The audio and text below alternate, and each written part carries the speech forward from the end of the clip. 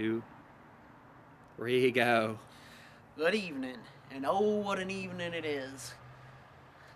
When the moon is high and the mist is abundant, that can only mean one thing: vamps. Yeah, vampires. Oh, and I'm not talking about them sparkle-faced freaks that you see in the movies nowadays. I'm talking about scum-sucking, blood-sucking, garlic-hating, bat-changing son of a bitch vampires. Red Baker's had plenty of run-ins with the pale population as of late. Take Thursday, for example. I was at the grocery store trying to procure me some frozen peas. Red Baker loves his frozen peas. My mama always tells me they're full of fresh goodness and green penis. Yeah, delicious.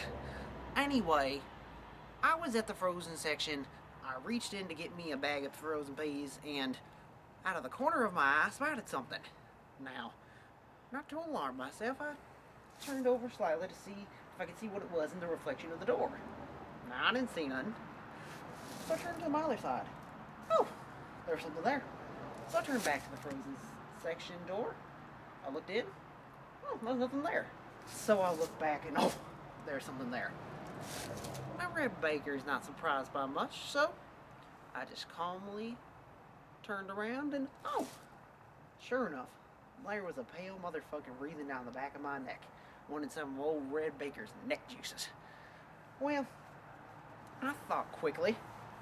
I grabbed the chopsticks that I always carry with me, just in case of a Chinese emergency. I put 2 and 2, or 1 and 1 in this case, together, and created a wooden cross. That son of a bitch did not like the look of that. He hit pissed, and huffed like a pissed off tabby. And oh God, there was piss everywhere. Why do they even do that? I don't understand. You mean, I can understand they're scared of all of the cross, but God, that's just even more nasty than the blood sucking. Anyway, I ran my ass over to the liquor aisle in aisle 7, and I called up my priest on speed dial, because I have that just in case of emergencies like that. Old Father Murphy was happy to give me a blessing over my beer that I had procured from this section. And when that ugly motherfucker reared his head, I smashed it over his face, and he burned and melted like ended up looking like Emperor Palpatine or something. And you know what? I just strolled out of there because he didn't want to mess with old Red Baker. I mean, who would?